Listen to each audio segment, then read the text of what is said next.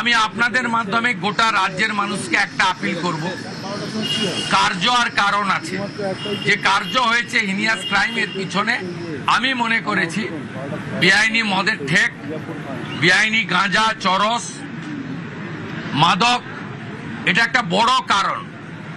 আপনারা পুলিশকে ইনফর্ম করুন, গোটা রাজ্য জুড়ে ডিজিপিকে বলবো আগামী 2 সপ্তাহ স্পেশাল ড্রাইভ দিন। ব্যাটালিয়নে থাকা লোকজন, আমাদের যেখানে পুলিশরা ডাইরেক্ট কাজে নেই, নর্মাল থানা ওয়ার্ক অনেক বেশি থাকে, তাদেরকে বিশেষ অভিযানে লাগান। সিওদেরকেও এক একটা জেলা দিন। কমপ্লিটলি গোটা রাজ্যে যত বেআইনি মদের ঠেক, যত গাঁজা, চরস, বর্ডারে তো ধরছেন আপনারা। বেঙ্গল এসটিএফ তো rail station, bus stand recce করে ধরছে, প্রতিদিনই ধরছে। কিন্তু একেবারে রুরাল এলাকাতে, গাঁগঞ্জেও এটা একদম সম্পূর্ণ উপড়ে ফেলা দরকার রয়েছে, যাতে এই সামাজিক দূষণ থেকে আমরা আমাদের পরিবেশকে বাঁচাতে পারি। सर, आज आप 2 विक्टिम के फैमिली के साथ मिले और जो पूरी घटना, इसके पीछे क्या कोई एंटी नेशनल एक्टिविटी हो सकता है? अभी तक इन्वेस्टिगेशन में क्या? देखिए, कुछ कुछ पॉलिटिकली रिजेक्टेड आदमी का तो इंस्टिगेशन है, रेडिकल फोर्स भी रह सकता है या कुछ अल्ट्रा लेफ्ट भी रह सकता है। ये पुलिस इन्वेस्टिगेशन कर रहा है। हम लोग जो सामने किया उनको तो उठा रहा हूं।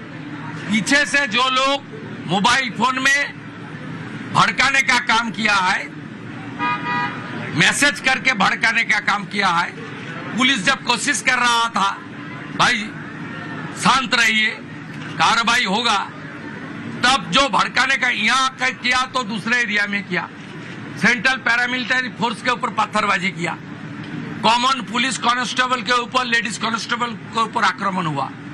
रेल मार्ग पर इतना बड़ा बड़ा स्टील का बीम वो रेल लाइन के ऊपर देकर यहाँ बड़ा हादसा करने का साजिश था।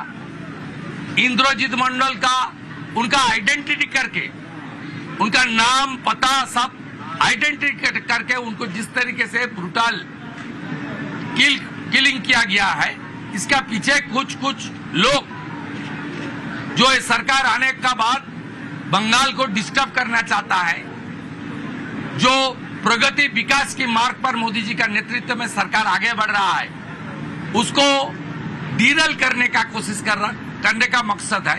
वो लोग को तो इन्वॉल्व है, पुलिस इन्वेस्टिगेट कर रहा है।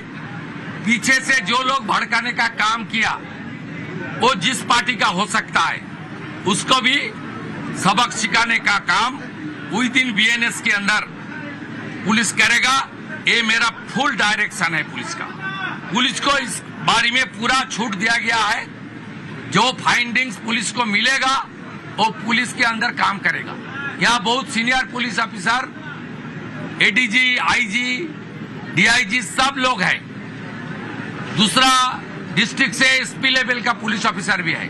They are very competent enough under the able leadership of the DGP. मेरा पूरा कॉन्फिडेंस है ये लोग अच्छा करेगा। एक मैसेज जाएगा, इस तरीके से कार्रवाई आने वाला दिन में कोई नहीं करेगा।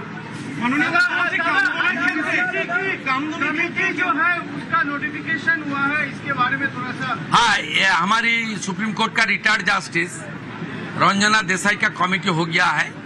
कमेटी काम शुरू करेगा, आज तुरंत आ जाएगा। दूसरा, प्रदेश में यूसीसी लागू हो गया है। ये एक ही देश है, एक ही कानून रहेगा, 2 कानून नहीं रहेगा। मान के चलिए, क्लियर, क्रिस्टल क्लियर। কামদুনির ক্ষেত্রেও কি একই চিত্র দেখতে পারবো, যেরকম দৃষ্টান্তমূলক? কামদুনি কেসে বারাসাত কোর্টে ওদের লাইফ সেন্টেন্স হয়েছিল, তারপরে হাইকোর্টে 16টা পিপি চেঞ্জ করে যেভাবেই হোক প্রপার মনিটরিং এর জন্য হয়নি। কামদুনির ভিকটিম পরিবার সুপ্রিম কোর্টে গেছিল। আমরা সুপ্রিম কোর্টে কামদুনির ভিকটির পরিবারকে সরকার সরকারি লয়ার দিয়ে সাপোর্ট দেব। এবারে বিষয়টা সুপ্রিম কোর্টের হাতে, কারণ আমরা কোর্টের ম্যাটারে আমি কিছু বলতে পারি না। আমি কমিট করছি, বারাসাত কোর্ট যে জাজমেন্ট দিয়েছিল হাইকোর্ট সেই জাজমেন্টকে ভয়েড করেছিল, বাতিল করেছিল। তার এগেনস্টে অ্যাগ্রিভড লোকেরা বাদী সুপ্রিম কোর্টে গেছে। সুপ্রিম কোর্টে এতদিন রাজ্য সরকার অপোজ করছিল, রাজ্য সরকারের পক্ষ থেকে সুপ্রিম কোর্টে অপোজ করা হবে না। আমি যেমন home minister, Lord judicial minister also, I will convey my message to আমাদের স্ট্যান্ডিং কাউন্সিল যারা আছে তাদেরকে আমি কনভে করব। আপনি রেস্ট অ্যাসিওর থাকুন, এসব ক্ষেত্রে পশ্চিমবঙ্গ সরকার কোনো ত্রুটি রাখবে না। ছোট ঘটনাও বলবে না, লাভ অ্যাফার্সও বলবে না, মহিলাটা অন্তঃসত্ত্বাও বলবে না, 10 লক্ষ তো দেওয়া যেতেই পারে, এই ধরনের কথা এই সরকার বলবে না। এটা রেস্ট অ্যাসিওর থাকবে।